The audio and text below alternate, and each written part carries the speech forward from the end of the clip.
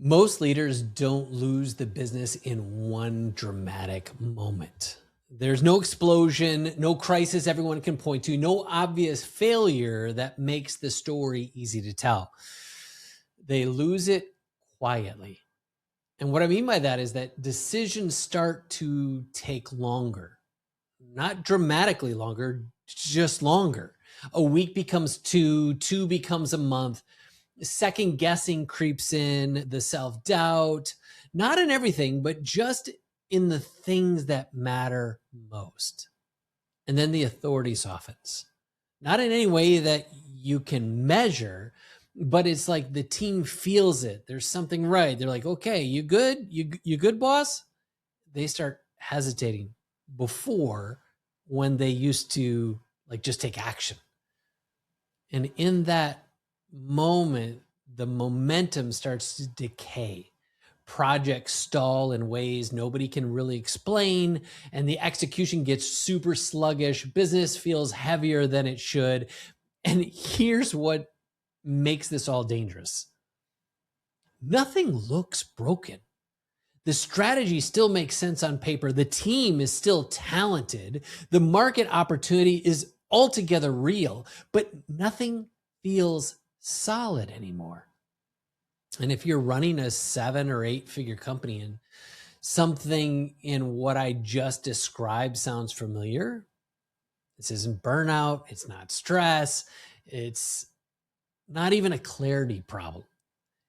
It's a decision degradation under pressure. Things are degrading, and it's probably already costing you more than you actually realize.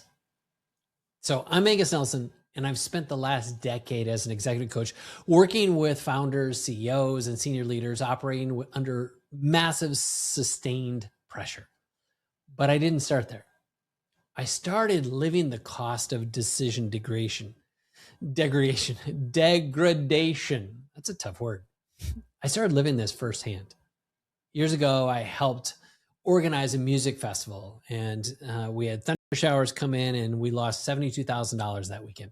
And under the stress and the anxiety of that season, my decision making degraded in ways that I couldn't see at the time. Now, we were a nonprofit organization, and fortunately, a man in the city saw our need, and he donated $30,000 to kind of help us recover. And I immediately took that money and I used it to pay people back. It's paying off the debts. That sounds responsible, right? But looking back, like hindsight 2020, with a clear internal operating system, without all the anxiety, all the stress, without all that heaviness in my chest, the lack of sleep, and all the things that were happening, I can see what I couldn't see then. A $30,000 could have been multiplied. I could have thrown a gala dinner, an auction, brought in some kind of fancy chef, had some kind of fancy gowns. We could have, brought in sports memorabilia, all these different things, something that turned that recovery capital into momentum. Instead, I made a reactive decision. And that at the time felt safe, but it actually was small. Not because I lacked intelligence, I wasn't dumb for doing it, but I lacked options. I didn't have the clarity, I didn't have the visibility, I didn't have the overarching objectivity, if you will. Because pressure had degraded the quality of my thinking without me even realizing it. And that experience, that changed a lot of things for me about how I understand leadership under pressure today. Because I've gone through it, because I've experienced it, and the last decade that I've worked with all these different leaders, I've been able to pattern match and see things very, very clearly that I otherwise wasn't able to see before. And since then, I've watched several people follow the pattern that I did. That same quiet degradation that played out in the founders. And I've seen it in CEOs. I've seen it in executives. I've seen it at companies with names you would recognize. They had pristine strategies, incredible background and career, great education. They had strong teams, but yet they were still bleeding. And again, not because they hired wrong, not because they left the strategy, not because the market shifted, but it was because there was an internal operating system that couldn't hold underneath the load long enough that they could actually make their strategy work. So let me walk through exactly how this happens for you. And it's why I think so many smart leaders, and I want to emphasize that, like super smart leaders, this is why they miss it. In this kind of thinking, if this helps you lead better, I just want to just say, hit subscribe. I've got more coming. I'm writing a book right now. I'm going to be talking about all of that. I'm not writing it. I'm done with it, but it releases later this year. I'm building towards this. And there's a mission behind all of this. It's 10 million leaders spending 10 minutes a day to 10.0 version yourself. And that's where we're going with all this. I want to help you with tools so that you don't have to make some of these mistakes. But before we talk any more about that, let's get into what we're talking about today. And that is this. What decision degradation actually looks like from the inside. Look, you're in a meeting. A decision needs to be made. 6 months ago, you would have made it in that room right there in that moment, decision made. But now you say, let me think about it. Give me a day. Let me sleep on it. And it's not because you actually need more information. And it's because something doesn't feel certain anymore. You start running these scenarios that used to be obvious. You start to seek out data you don't actually need. You schedule for follow-ups, follow-up meetings, follow-up conversations, follow-up documents, follow-up reports, all for a decision that should just require one moment. This is where we're going. From the outside, you look thoughtful, measured, pragmatic. But actually, from the inside, you know something's off. Your conviction isn't where it used to be, and the second guessing has started. You make a call, then you wonder if it was right. Then you start gathering more information, options you wouldn't have needed before, and then you soften the decision to hedge against being wrong.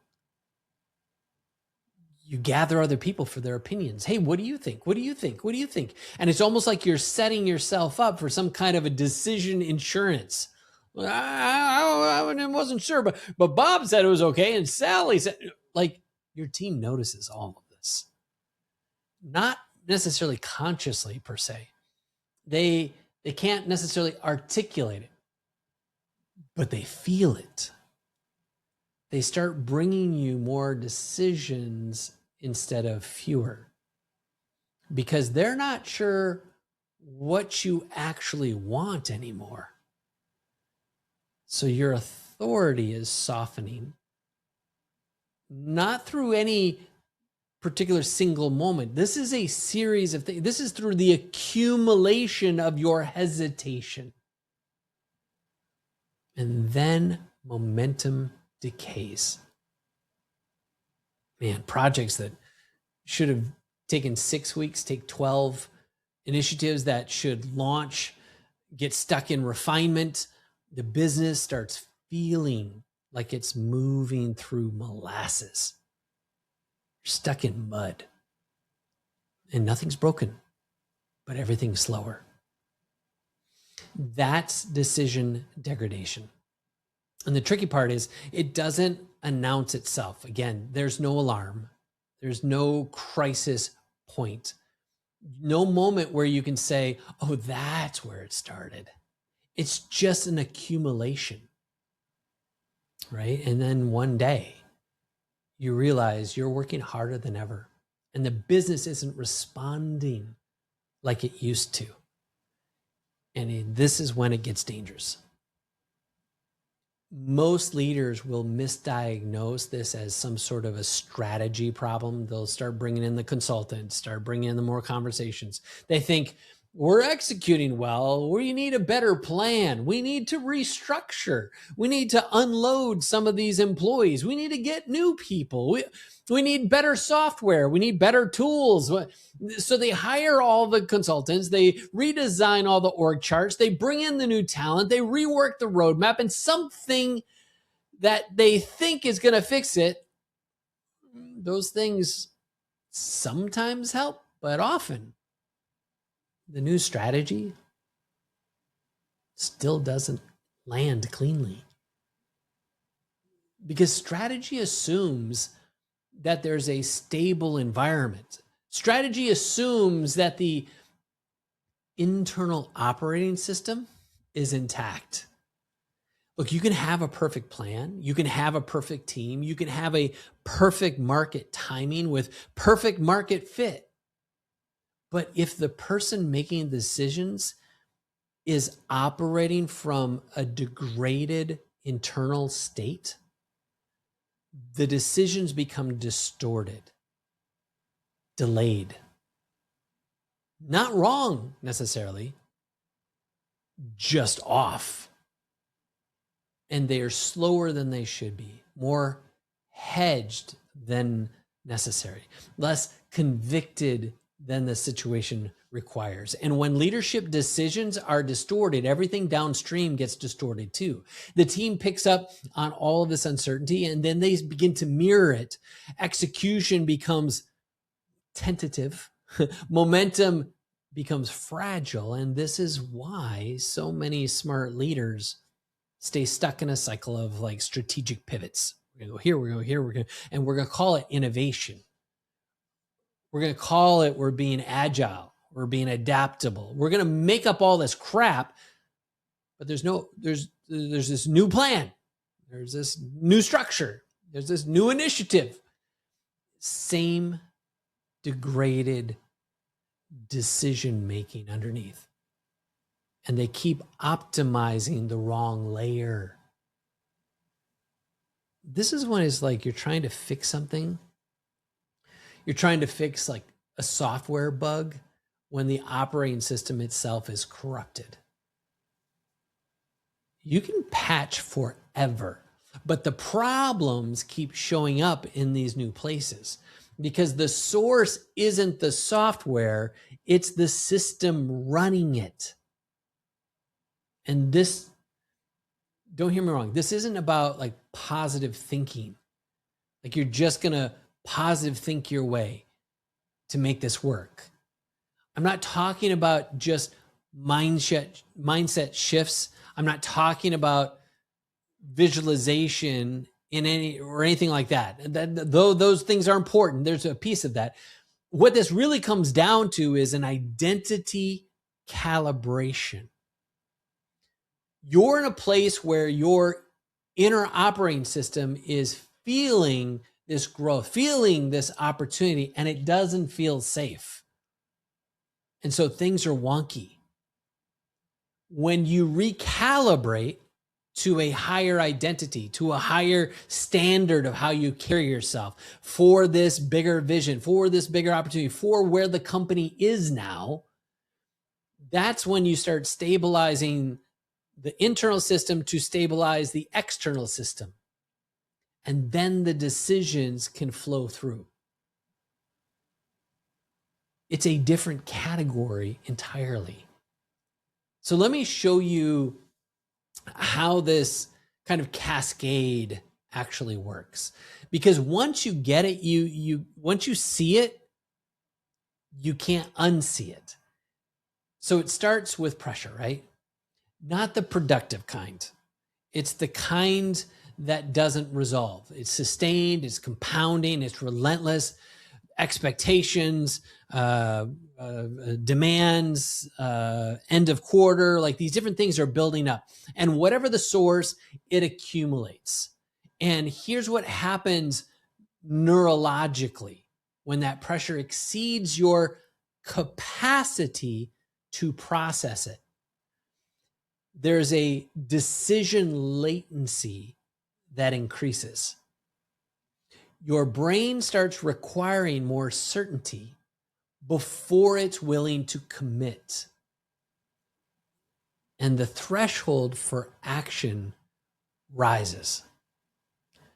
Again, decisions that used to take hours now take days. Days become weeks, all that stuff, all because your latency has cascaded. Your team starts hesitating, not because they're weak, but because they're calibrated to you. And when you slow down, they slow down. When you hedge, they hedge. When you seem uncertain, they wait. So now execution is stalling. And because execution is stalling, you start getting pulled back into the operations. The founder re-enters all of the weeds because they want to help. And so now the founder is helping and doing all the lower end activities, and they're no longer what we like to call the decider. They're now the doer. Back in the weeds, solving problems your team should be solving, making calls that your people should be making. And that means that the strategic altitude collapses. You're so deep into the day-to-day that you can't see the horizon anymore. And long-term thinking gets squeezed out for immediate fires, all that immediate needs, all those immediate approvals, immediate permissions, like you're there as a firefighter. And then quietly, revenue starts to bleed. Again, not dramatically, not in any way that triggers an alarm. It just becomes slower growth than there should be. Higher churn than makes sense. Opportunities that you used to get now slip away. And nobody is really quite noticing. That's the sequence. Pressure then becomes decision latency, which becomes team hesitation, which becomes founder re-entering the ops, which becomes strategic collapse, and then revenue bleed. And here's what makes it so insidious. No one failed. No single decision was catastrophically wrong. No team member dropped the ball. No strategy was broken. Well, at least not obviously. It wasn't obviously broken, but the internal system degraded. It's like entropy. And now everything downstream degrades with it. Now, here's the irony. This hits the smartest leaders the hardest. And this can be challenging to hear. It's not because intelligence is a weakness. It's not. Intelligence is great. But it's like the intelligence lets you compensate longer. You try to outthink because you're so intelligent, you're pattern matching and you're viewing things from different perspectives, and all of a sudden that strength becomes a weakness. Your internal system starts degrading because a smart leader doesn't collapse, they adapt. You start overthinking instead of acting. You tell yourself you're being thorough, you're being rigorous, you're being careful, you're being responsible. but really you're using analysis as a substitute for conviction, a substitute for action. And so you tolerate ambiguity instead of resolving it. You tell yourself that the situation is just complex, that there's no clear answer, that the patience that you're displaying is some sort of wisdom. But really, you're avoiding the discomfort of the discomfort of making a call that you're not certain about. You rationalize the erosion instead of stopping it. You tell yourself the slowdown is only temporary, that it's market conditions, that it's team transition, that we're just in a phase, we're in some kind of a cycle. But really, you're normalizing a state that you shouldn't have as normal. And that's the scary part. You're normalizing something that shouldn't be normal. So from the outside, you look composed. From the outside, you look like you got it together. You're still articulate. You're still strategic. You're still capable. But internally, inside, something isn't trustworthy anymore. That self-trust, that believability that you have for yourself, that level of comfort you have in your abilities has kind of disintegrated. Your own judgment feels less reliable. You don't trust your gut. You don't trust your instincts.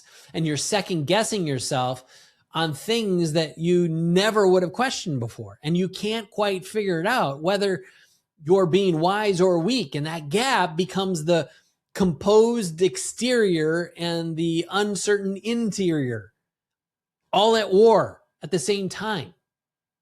And that's where decision degradation hides.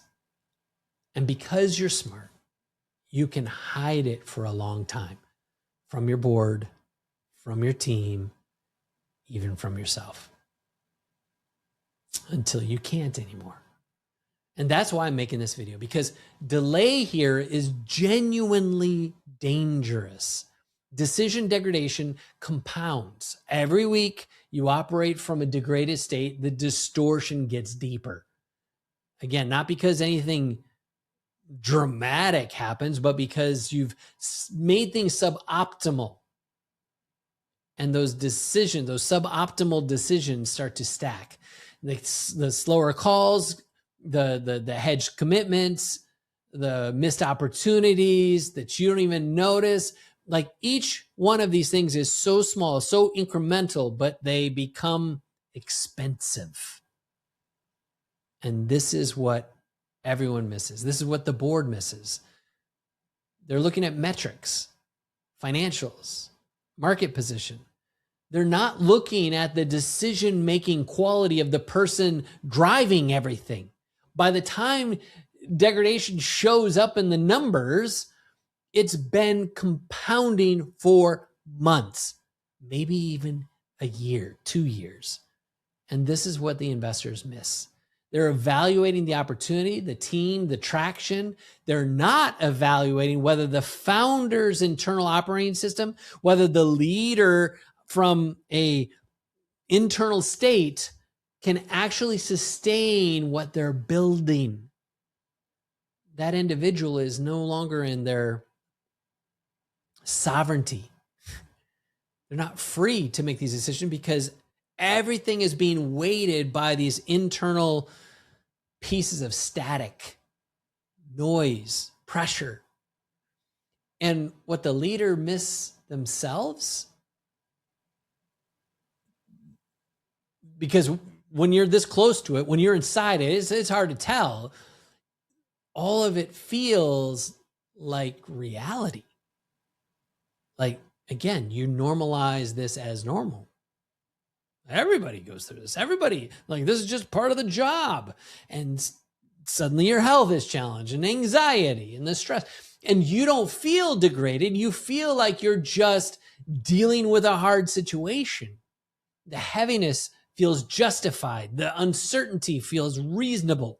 The slow decisions, again, they feel prudent. And from the inside, your compensation looks like wisdom. And that's what makes this so dangerous. There's no alarm, no crisis point that forces anyone to intervene, just quiet bleeding. Money, authority, momentum, all of it's leaking out through distorted decisions while everything still looks fine. So, what's the actual move here? Because here's what this isn't. This isn't about growth, though there is growth in this. I'm not talking about becoming a better leader, developing new skills, or expanding your capacity. All of that has its place 100%. I talk about it in my book for sure. There is a place for all of it. But what that's not actually what the thing that fixes the decision degradation. Again, this isn't like self-improvement. I'm not talking about morning routines, meditation apps, journal prompts, gratitude, breath work. Again, all have its place. I'm coming against that too. Not coming against it, but nothing against it is what I'm trying to say. The thing that is here is not to treat the symptoms. I want to treat the source. And the source is stabilization, plain and simple. When your internal operating system stabilizes, actually stabilizes, not just copes better, by the way, that's when things start to shift. They begin to change. Decisions will speed up. And again, not because you have more information, but because the distortion clears. You start to see the call that needs to be made and you make it without the need for more analysis, without the hedging. Your authority starts to stand because now you're in that quiet confidence. You're in that executive presence. And now there's peace and there's safety and people feel it. You're no longer having to try harder because the uncertainty has stopped leaking out. And now the things you're doing are an expression of your authority, an expression of your power, and your team feels the difference. Because even they can see something's different. You don't even have to say anything. They just know. The team follows that. They want that. They recognize it, even subconsciously. And you're not commanding them. You're not making demands. You're just being clear. And people can see it. And that clarity is magnetic. People execute harder for a leader who knows where they're going. They will show up stronger, harder, longer, faster, whatever. And the momentum will hold because they know the person that's leading them, the person that's in charge, has finally gotten regulated, has finally gotten stabilized. And the business starts to respond again. And the execution accelerates. The opportunities get captured, not because the strategy changed, but because the person driving the strategy is operating from a clean signal. So here's the thing that kills me about how some leaders approach this. They think they need new information, a new framework, new strategy, new approach, new book, new podcast, new workshop, new whatever. But that isn't the problem. That's not what we need. Distortion is the problem. So any amount of more information is just going to create more distortion.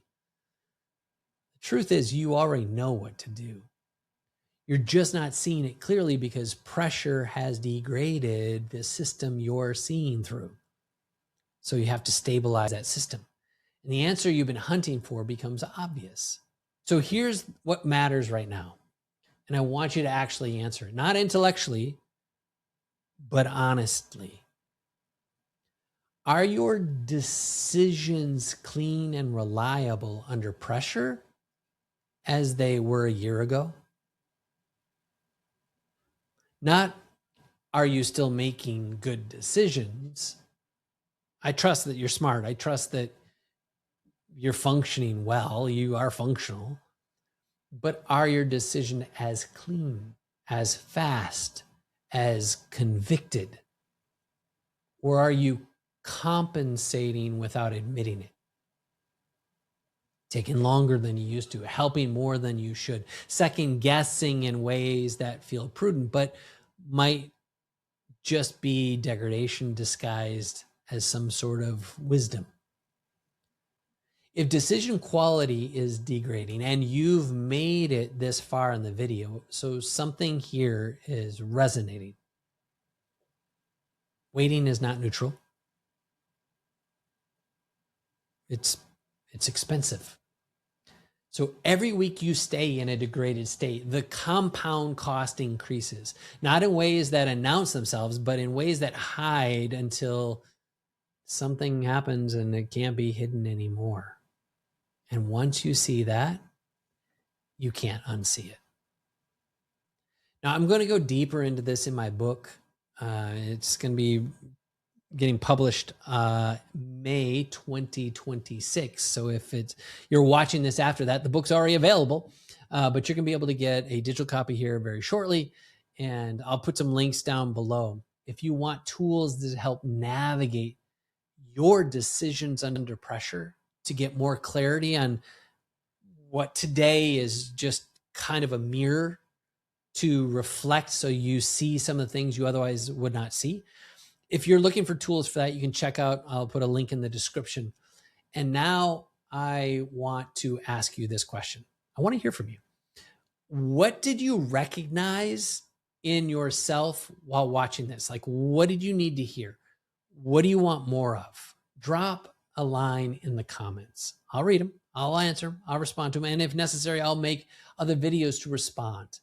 And if this is the kind of thinking that helps you lead better, subscribe. Hit that subscribe button so you can get more of this. The mission here is simple, as I stated before. 10 million leaders spending 10 minutes a day becoming a 10.0 version of yourself. There's going to be more information coming about that as we get closer to the book being released. Decide today if you're going to be one of those 10 million leaders spending 10 minutes a day to create a 10.0 version of yourself. I'll see you next time.